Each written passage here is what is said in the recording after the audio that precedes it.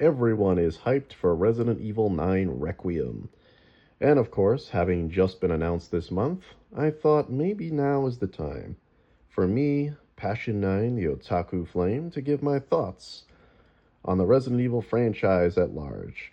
I'm doing a Resident Evil tier list, guys.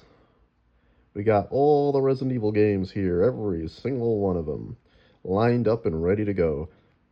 I've got 5 tiers: S tier, high tier, mid tier, low tier, and finally, trash tier. So that's 5 tiers.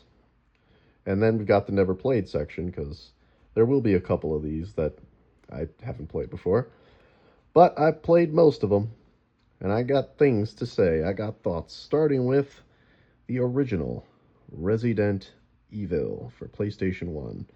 The classic original from the 90s that refined and arguably perfected the survival horror genre. This game is old. Let's just get that out of the way.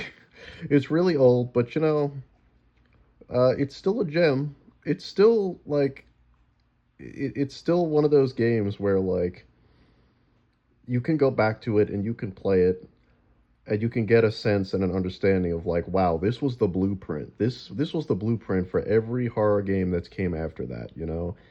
All the other Resident Evils, Fatal Frame, Silent Hill, Dead Space, so on and so forth. They all come from this, you know? So it is important. Of course, the remake of this game would completely blow it out of the water just 5 years later.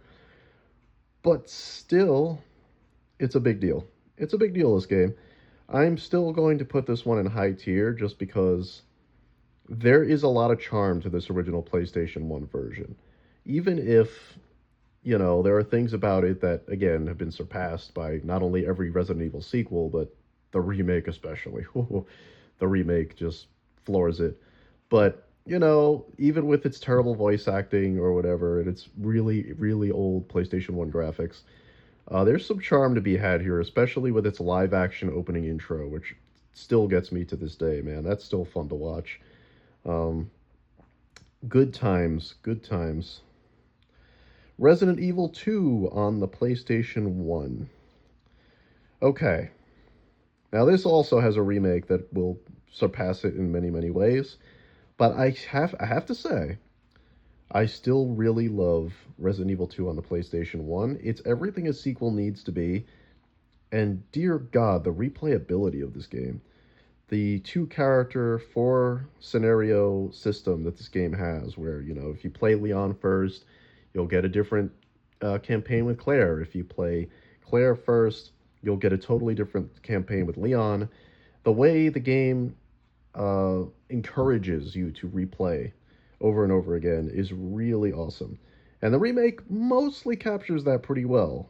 But I have to say, there's still something about the original that stands on its own. It's still a game that I can come back to and play and enjoy. I'm going to put it. This is tough.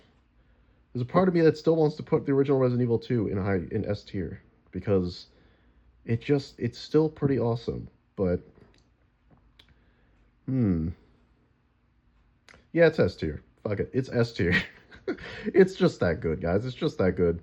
Original Resident Evil 2 is it's like historically awesome. It just is. It's our first taste of Raccoon City. It's our first taste of Raccoon City and all the cool shit that happens there. And I gotta put it S tier. Resident Evil 3 Nemesis. Okay, this is another really, really good one. See, it pisses me off because the Resident Evil 3 remake, like, we'll get to that, but a lot of people, because of the way that one turned out, a lot of people dismiss the original Resident Evil 3 as like, well, that one wasn't as good as 2 either, and that one had like a lot, it wasn't very good, or blah, blah, blah. It's like, no, you've never played the original Resident Evil 3, okay? If you're just shitting on the original Resident Evil 3 and saying, oh, it was just a linear action game too, no, you're wrong. Original Resident Evil 3 had a really awesome campaign, man. It had a lot of exploration, a lot of cool puzzles to solve. It had the branching paths throughout the campaign that can change your playthroughs every time. It had a mercenaries mode The first Resident Evil game to start the Mercenaries mode, and it had a fuck ton of unlockable outfits for Jill, including a Dino Crisis Regina outfit, complete with the red hair. Now, Resident Evil 3 Original is S tier. That is an S tier game. Still holds up extremely well. It's got the better version of Nemesis, in my opinion. um, I like 3 a lot more than the remake, to be completely honest. And I'm not saying the remake was bad, but damn, that is an S tier game to this day. Complements the original Resident Evil 2 extremely well. Manages to be both a prequel and a sequel to Resident Evil 2. It's really good. It's really good. And then we get to the remake, Resident Evil 3 Remake, which, I'm sorry guys, but this one just isn't anywhere near as good as the original. It's still a decent game, don't get me wrong. It looks fantastic. It has some really exciting set pieces. I just don't think Nemesis, the way he chases you around in this one, just isn't as effective to me as it was in the original somehow. I just thought he was a cooler monster in the original game. I loved the environments more. They cut out so much from this one. We don't even get a mercenary side mode like that game. Just so much content was just gutted from this remake, and everybody agrees it's the weakest remake. And it's a shame, because there was so much potential. The original Resident Evil 3 gets dismissed because of this. People are just like, well, I guess the original wasn't that special either if this one's not. But they don't realize, like, no, go back and play the original. It's still good. It's so much better. And then they would understand why people like me are so disappointed, why the fans, the old school Resident Evil fans, are disappointed in the remake. It's because they cut out so much shit. Okay, so I'm putting this in mid-tier. It's not a bad game. Resident Evil 3 Remake is not a bad game. What's there is great. The problem is there's just not enough of it. That's the problem. Okay, it's just there needed to be more to this game. They cut out the branching paths from the original. No mercenaries mode. Not nearly as many unlockable outfits. And the only ones you do get are DLC. So it's like, it's just not as good a game to me, period. You know, it feels more like DLC than a proper game. This was $70 when it came out. And although it did come out with that multiplayer mode Resistance, to me that was a very weak substitute for Mercenaries mode. Anyway, mid-tier. Luckily, our next remake is much, much better. The Resident Evil 2 remake might be one of the best balanced and, like, most, like, I want to say the most well-rounded and balanced Resident Evil game I've ever played. Ever. It's just so perfectly balanced, this game. The ammo that you find, the health, the number of health items, and all that stuff, on the normal setting at least, everything about this game feels absolutely perfect to me. Okay? The only thing you could really make an argument for is like, well, compared to later games, it might have a slightly small selection of environments to explore. You only really get the police station, the sewers, and then you spend a little time in the lab and it's over. You know, so it's not like a super big game, but it makes up for that by, much like the original, being super replayable. So much replayability between both characters. Gorgeous looking game. Raccoon City has never looked more amazing. And it's just everything a good remake should be. It's S tier, guys. That's an S tier game. For sure.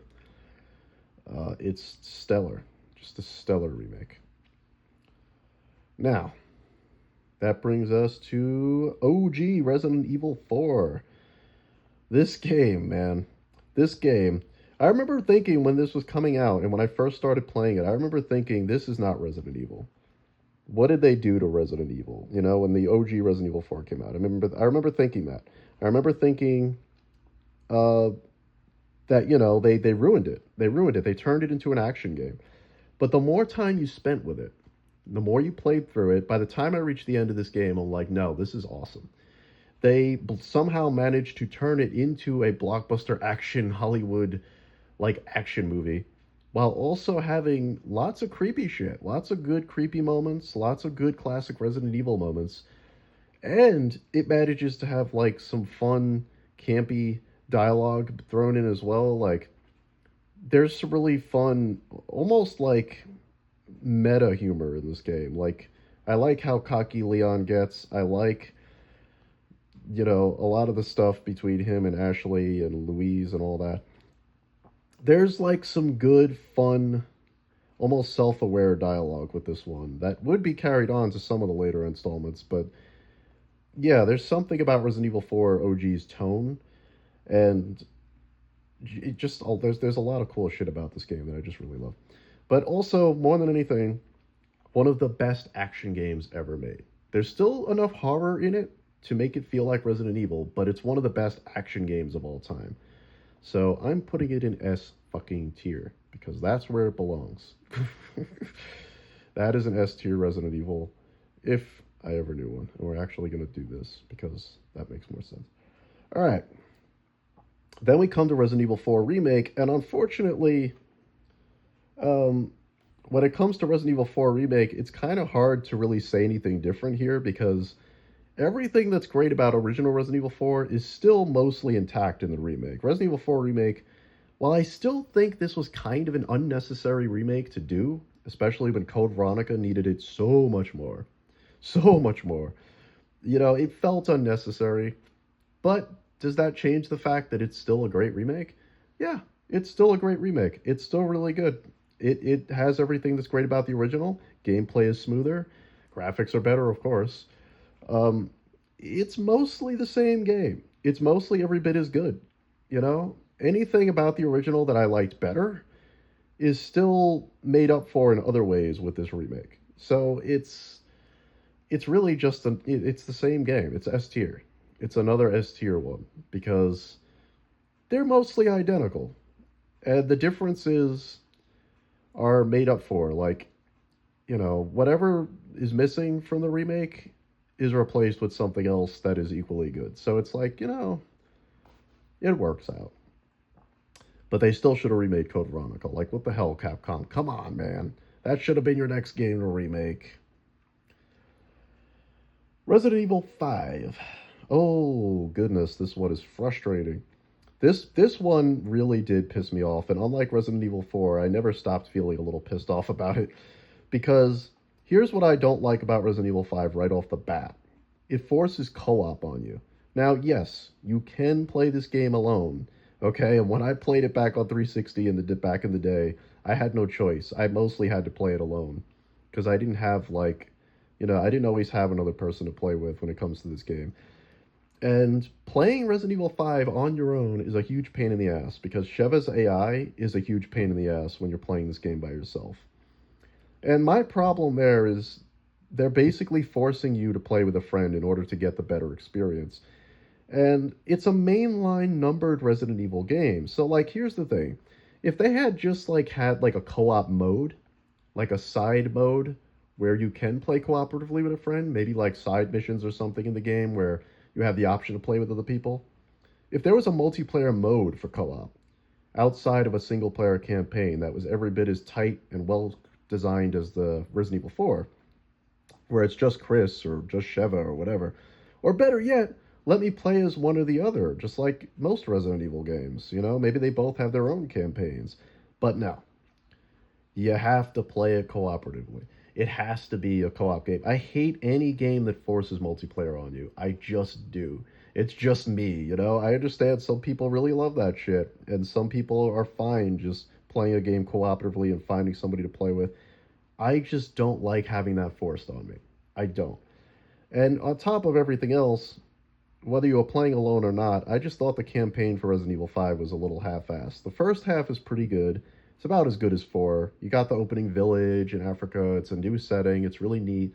But then you get to some really kind of, I don't know, frustrating, tedious sections later on. By the time you get to that boring boat or that freaking volcano boss fight, the game just kind of falls apart for me at that point. It just stops being as fun as it could be, especially compared to 4. Now, I did play the shit out of this game in spite of that, because it was the only new Resident Evil game out, and it still reminded me a lot of 4 when it comes to the gameplay. But man, I just keep thinking about what this game could have been, especially since there's another Resident Evil game on this list that we'll get to that I think is what 5 should have been. But we'll get to that. For me, Resident Evil 5 is a mid-tier game. I'm putting it in mid tier, y'all. It's mid tier. Could have been more. There's good stuff in there, but it could have been more. It did have Mercenaries mode. I will say that at least. I think that's why it's still a mid tier game for me, and instead of a low tier, because I did spend a lot of time with the Mercenaries mode, and thankfully that you can play on your own. You don't have a co-op partner when you're playing that, and that shit's addicting to me. I love Mercenaries mode. So anytime a Resident Evil game has Mercenaries mode is gonna get a little bit of a bump in score for me. Resident Evil 6. Oh no. The worst one.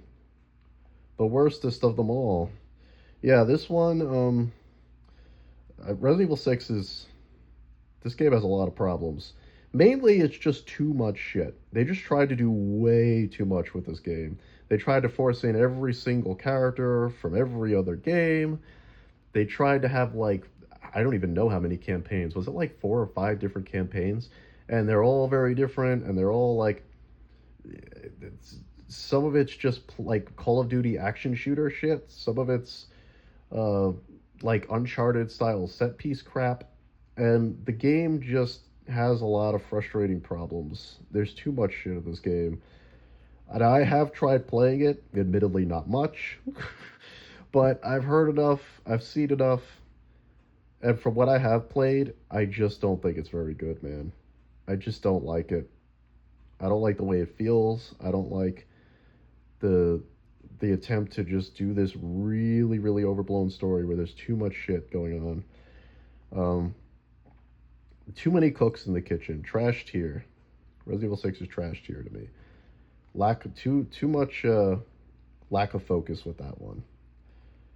You know, maybe there's cool stuff in there, but there's too much. There's just too much shit that gets in the way. But then we get to Resident Evil 7, and that's a complete turnaround. This is the game that saved Resident Evil right here. After a lot of, like, shitty, low-effort spin-offs, and of course 6, they finally brought Resident Evil back to being a proper horror game again. Like, as much as I loved 4 for being, like, a really badass action game, it was nice to finally play a Resident Evil game for the first time in ages that was actually scary. Like, genuinely scary. Not just like, ooh, that's creepy. No, like, holy shit, there's a crazy fucking monster redneck guy chasing me with a fucking chainsaw or whatever. And I gotta hide in the closet. This game is sick. The only problem I have with Resident Evil 7, honestly, would probably be the fact that it's one of those games that's only really good on a first playthrough. Like, there are things that you might appreciate and enjoy on repeat playthroughs. I mean, I've played it more than once, sure. But there's a lot of scripted sequences in this game, especially in the beginning, that just aren't going to hit the same way as the first time you play it. And that's a problem I have with Village to some degree as well. But 7 especially, I found it very hard to replay and get the same enjoyment out of. Because it's only really scary the first time when you don't know what's happening. You know what I mean? That whole opening section with Mia, with your girlfriend, like, it's crazy the first time you play it. It's like, oh my god, what's going on with this chick? But on a repeat playthrough, it's just this long scripted sequence that you have to do all over again. It's like, I already know where this is going. And it only psychs you out the first time. So while it is high tier, I'm still putting it in high tier because that one experience, even if it's only really great the first time, it's going to stick with you. And it definitely revived Resident Evil for me. Yeah, definitely a class act all the way through. And they were trying something new, you know, it was first person. I remember being very worried about that. I remember being very worried about the new setting, the like Texas Chainsaw Massacre family thing. I remember thinking like, oh, this isn't going to work. This isn't Resident Evil. But it worked. It worked really well. And it felt genuinely like a Resident Evil game. So very good. Very good. And then we get to Village. Now here's the funny thing about Village. Village to me, compared to 7, is a much sloppier game. It's a much sloppier, much messier, much less focused game. That's kind of all over the place.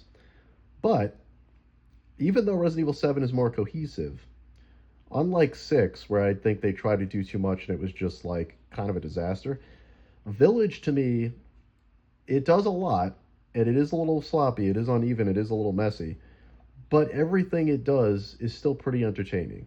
It still ends up being an entertaining ride. You know, it never turns into a bad game. It's just that, it shifts gears a lot. And that's kind of a good thing and a bad thing. There's a lot of variety to it on the one hand, but I will say that as somebody who really loves horror games, wants to be scared, wants to be creeped out, the action stuff in the second half of the game was a disappointment to me. I mean, there's still fun to be had, sure. It's still exciting, but I was really disappointed when the game stopped trying to scare me at that point. Because the first half of this game, the castle section, House Beneviento, all that shit is so good. Like, so good, especially House Beneviento. Like, that shit scared me more than any video game in ages. Man, any video game in a long time. So, like, I was really disappointed when there wasn't more of that. Not necessarily that same type of section, but like more creepy stuff. And it just turned into like really gung ho action. But in spite of all that, I really liked Village. I was disappointed with its story. I thought the story was kind of all over the place. I thought the way they used Chris Redfield especially was kind of weird, and a little.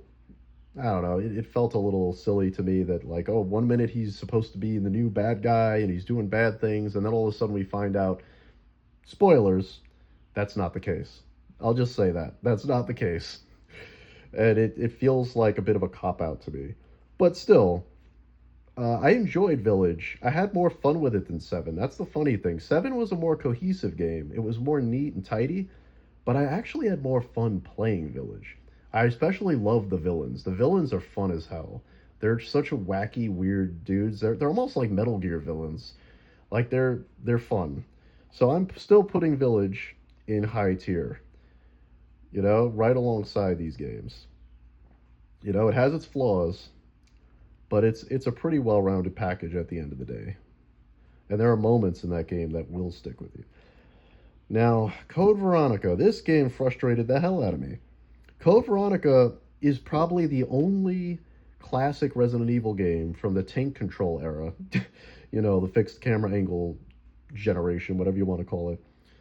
This is the only one I don't like from that time. This is the only one I don't come back and replay very much because even though the story is neat, I like the Ashford twins, I like the villains. Wesker's doing all sorts of crazy Matrix shit. Like, there's cool shit in this game, narratively, but I don't like playing it all that much. First of all, it's the first 3D Resident Evil game. It doesn't have the 2D pre-rendered backgrounds that most Resident Evil games had up to that point.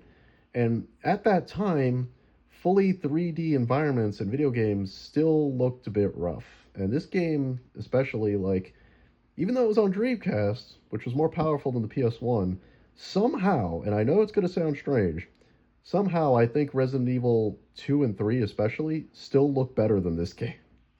Mostly because of those 2D pre-rendered backgrounds, which look so good. They have so much atmosphere and they have so much texture to them. And then you look at Code Veronica's environments and their backgrounds, and it's just like, oh, everything's so flat. Everything's so flat and kind of like boring looking. And it's like, okay, like, it just takes away a lot of the atmosphere for me because the game just looks kind of cheap. Even though I know at the time it came out on Dreamcast, it was probably very impressive. I think those pre-rendered backgrounds hold up better than the 3D environments in Code Veronica. They just kind of do. But even so, my biggest problem with Code Veronica is that it's very easy to get stun locked in this game, especially the first half. If you're playing this for the first time and you don't save as much ammo as possible, just for the second half of the game, not the end of the game, the second half, that tyrant boss that you fight on the plane is going to fuck you up, man. And you are not going to have enough ammo if you don't stock up as much as possible. And that's difficult because the first half of the game has a fuck ton of enemies. It kind of encourages you to use a lot of ammo. So I don't feel like it's the most balanced Resident Evil when it comes to ammo conservation and difficulty. And yeah, the atmosphere just kind of sucks to me. It's probably the least scary Resident Evil game for me out of like the early ones. So I'm putting this in low tier. Also, Steve. Fucking Steve. The most annoying Resident Evil character. He's the Jar Jar of Resident Evil. I hate Steve Burnside, okay? This is why this game desperately needs a remake. It desperately needs a remake. Because there's a lot of good shit in here that could be so much better if they just fix it up. Um, but yeah, Code Veronica's not my favorite. Not my favorite game. Never played Resident Evil Gaiden. That's a Game Boy Color Resident Evil. Never played Operation Raccoon City, but from what I've heard, I probably never will because it's apparently a shooter that has none of the personality and charm of a Resident Evil game. Outbreak. Okay, now we're up to something interesting. I played both Outbreak games actually, and they are interesting. It's an interesting experiment for Capcom. It's the first Resident Evil game that. Now, here's the thing unlike 5, where that's a mainline numbered entry, so you expect it to be single player, you expect it to be like a game that works perfectly fine when you play alone. Outbreak doesn't have that problem because this is a spin off, and it is meant to be played with friends. Now, you can still play it alone. It does function just fine alone, honestly. Maybe even better than 5, from what I remember, but it has been ages since I played this game. So it's hard to judge it too objectively because it has been a long time. I only have my memories to go on. But from what I remember, even playing these games alone wasn't too bad. Even though they are meant to be played with friends. They're not bad. Um, and they're interesting. They're very interesting games. It's an interesting experiment. I mean, I do think, like, narratively or visually, they might not have quite the pizzazz that a mainline entry is going to have, but I'm still putting these in mid tier because these are interesting games. Um, Actually, you know what? To hell with that. They're going in A tier. Nah, screw it. They're more. I'd rather go back and try Outbreak again than Resident Evil 5 or 3 remake. To be completely honest with you, because these are interesting games. They're more interesting to me than these two. So they deserve to go up here. Um, Resident Evil Remake for GameCube. I mean, do I even need to say anything about this one, guys? Do I need to say anything about Resident Evil Remake? It's one of the best remakes of all time. It's a perfect, flawlessly created remake. Still has some of the best looking 2D pre-rendered backgrounds of all time with gorgeous lighting. That mansion just is an amazing location. Like the atmosphere of this game, dude. It's a lost art form. Like, 2D pre-rendered backgrounds, that's an old lost art form, and you will never find a better example of it than this remake. Other than maybe Zero, which we'll get to, which used the same engine. But beautiful looking game, and it's such a great remake, man.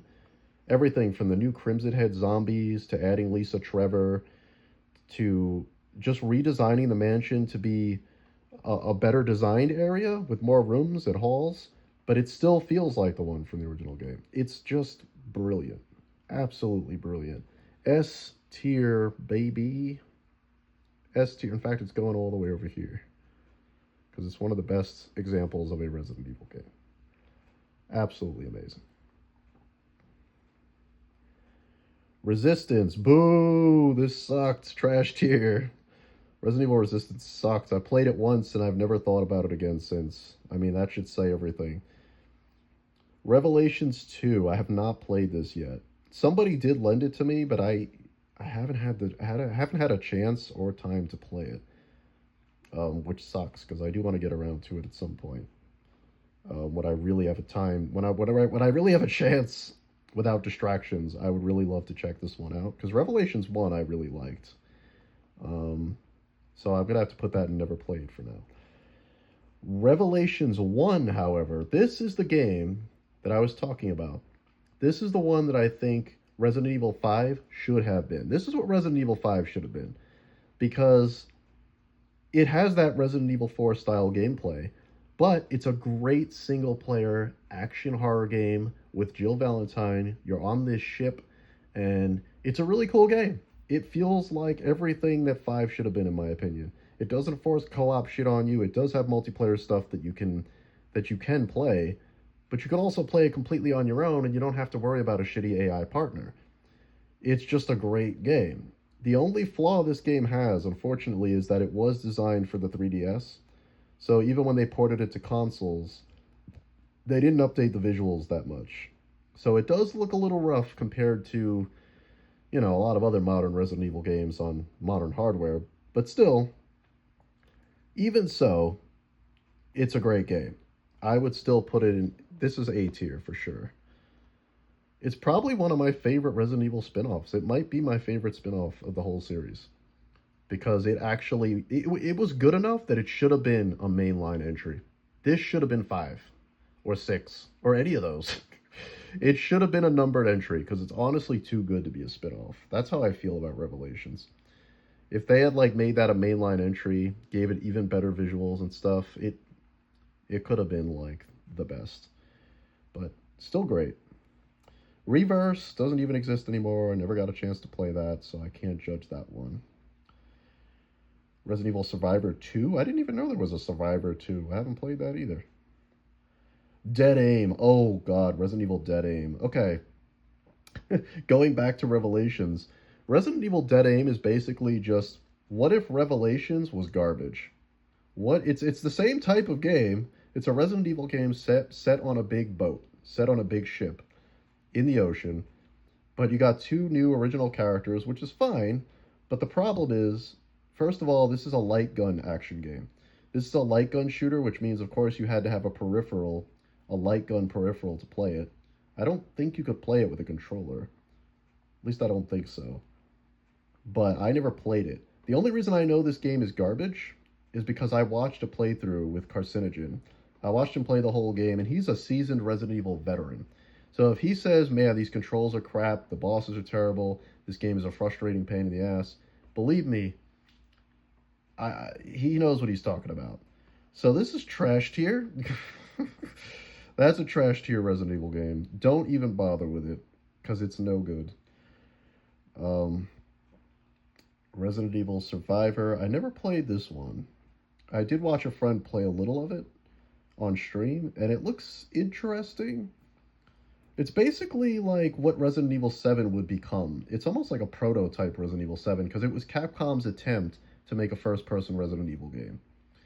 But I haven't played it myself, and I haven't seen enough of it, so we're just going to put it in never played. Resident Evil Dark Side Chronicles, never played. At least I think that's what that's called. Never played that. Never played that. Resident Evil 0.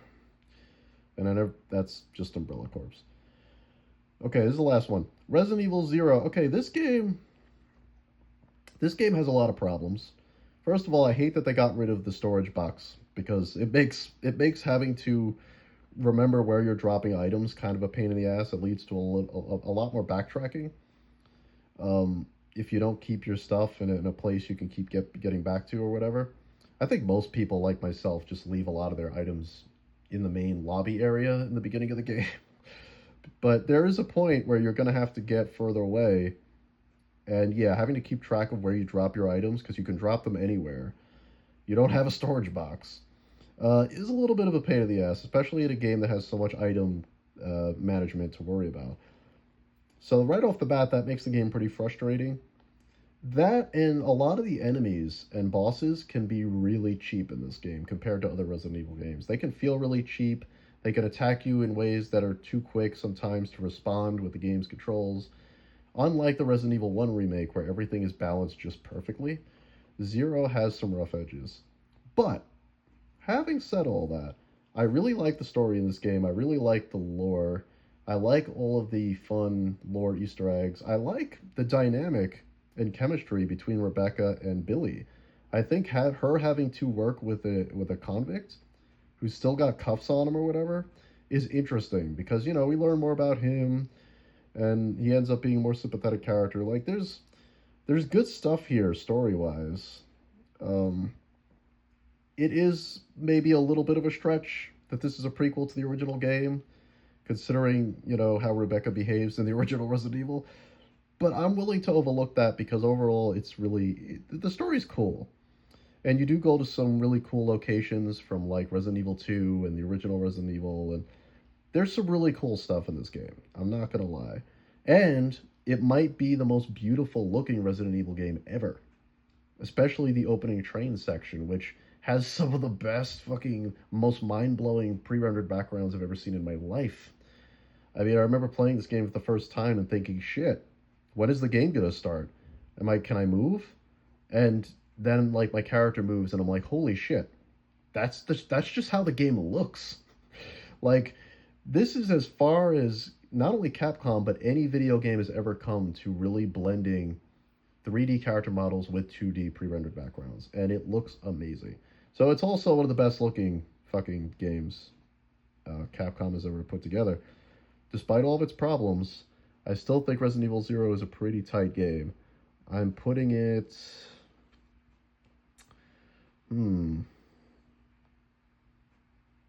Again, it does have its issues, but man, I kind of want to put it above 5. I mean, yeah, I kind of want to put it above 5, but A tier, yeah, it might be an A tier game. It might be. I don't know. It's better than 5. I actually like Zero a bit better than 5, which is saying something. But it does have its problems, especially on a first playthrough when you don't know what you're doing. I'm still gonna put it in mid tier, but I will say it's the best game in mid tier. I think it's a bit better than the rest of these. Well, no, maybe it's like I think it's neck and neck with Resident Evil 3 remake. You know, I think it's kind of neck and neck with those. 5, hell, I almost want to move 5 to low tier now. But I don't know. There is a part of me that kind of wants to do that. But I don't know. This is fine. This list is good. I'm confident with what I've done here. I think this is a good tier list. And only 3 games in the series made it into trash tier. So hey, I mean, I haven't played a lot of these, so I can't really judge if there aren't going to be more in the future. But I'm still pretty happy with the way this turned out. You know? Now, what do you guys think? Do you agree with my tier list? Do you disagree? Do you think I'm crazy? What do you think? What are your favorite Resident Evil games? What are your least favorite? Let me know in the comments. And until next time, you get to burning and live for the passion. Bye.